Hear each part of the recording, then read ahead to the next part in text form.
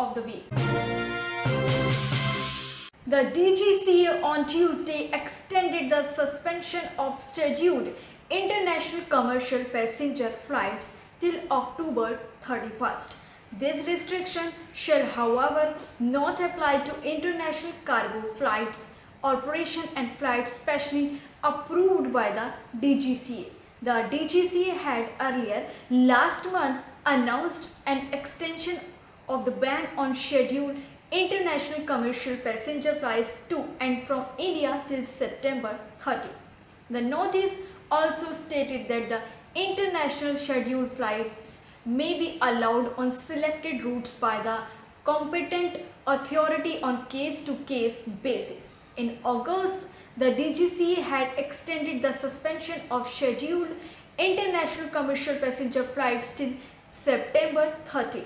All scheduled international flights were restricted on March 23 last year in wake of the COVID-19 pandemic and continue to be banned. However, various international flights were operationalized under bilateral air bubble agreements that India signed with several nations for the unhindered movement of the passengers. Last month, the DGCA had extended the suspension on scheduled international commercial passenger flights till 30 September. India has formed air bubble pacts with 27 countries including the US, the UK, the UAE, Kenya, Bhutan and France. Under an air bubble pact between two countries, special international flights can be operated by their airlines between their territories.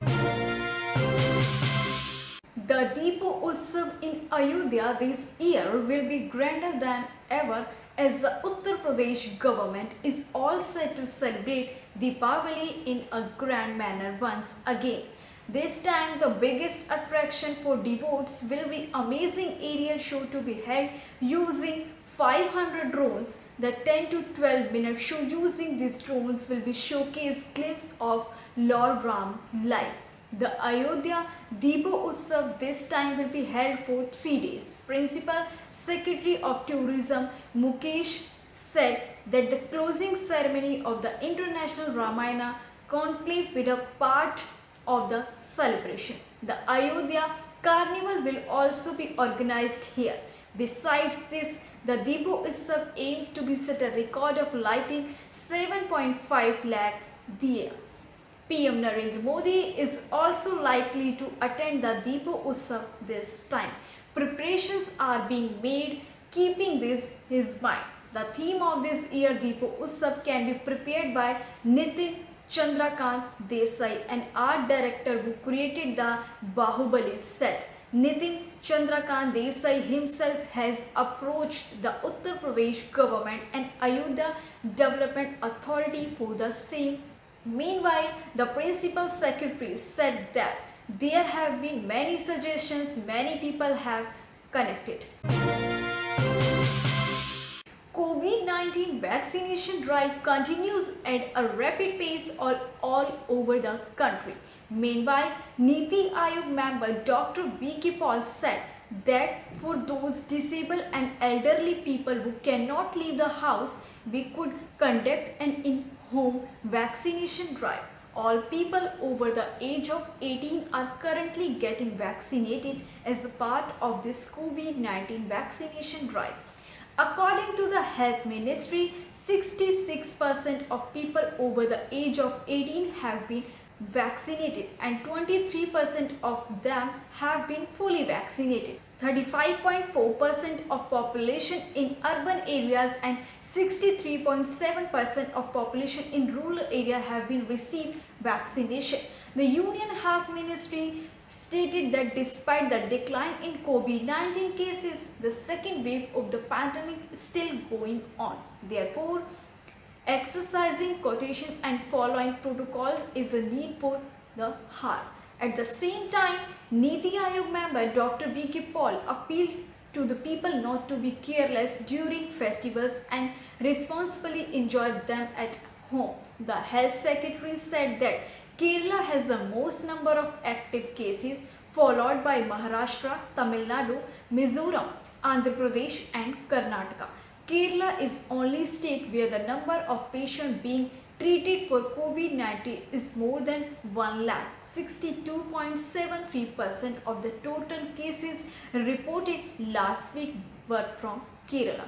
He said more than 10% of weekly COVID-19 cases are coming from 33 districts, and while 23 districts are reporting 5 minus 10% of cases. The Serum Institute of India has got the note from DCGI to conduct trial for the Novavax COVID-19 vaccine on children aged 7 to 11.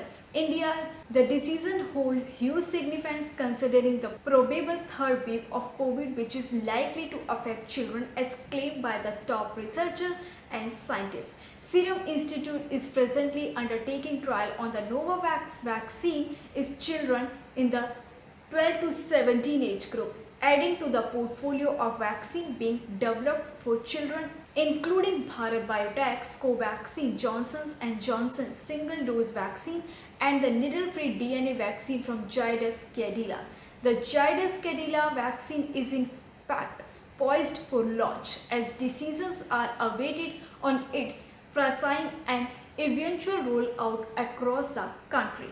Adar Poonawala, CEO of Serum Institute of India, said by January or February, there is a possibility that the Covax could be ready for approval for use among children. Only Zydus Cadila DNA COVID-19 vaccine has received emergency use approval in India for children aged 12 years and above. The Center for COVID-19 Situation Administration has approved the reopening of 10 business types in Bangkok and other dark-red provinces. More businesses will be allowed to reopen from October. The night curfew and quarantine period will be shortened and pilot reopening areas expanded, but the state of emergency will remain in force. The government's Center for COVID-19 Situation Administration CCSA, chaired by the Prime Minister, passed resolution to this effect at its meeting on Monday. The eased disease control measures apply to the 29 provinces declared dark red zones of maximum and strict disease control and would take effect this coming Friday. CCSA extended the state of emergency to cope with COVID-19 until November 30 and shortened the night curfew in dark red zone areas by 1 hour from 10 p.m. to 4 a.m. The curfew will continue for at least another 15 days and shopping centers and convenience stores will be closed at 9 p.m. The CCSA approved the reopening of beauty salons, beauty clinics, massage and spa parlors and movie theatre are permitted music performance at restaurant also to reopen the nurseries, libraries, museums, learning center and manicure and tattoo shops, exhibition and two districts of the central northeastern provinces have been hit by the worst flooding in 50 years. Governor said 14 had been declared disaster zones. The governor said flooding was particularly damaging in 3 districts. Over 10,000 households had suffered from the huge volume of water. About 3,000 houses in 23 villages were reported flooded. Residents said it was the most severe flooding in 100 years.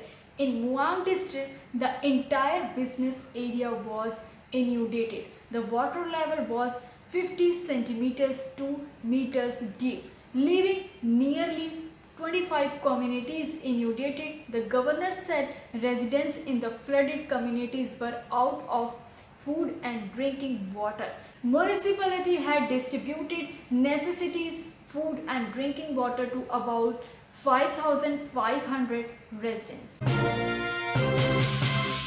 These were the top news of the week. Keep connected to the Indothai News.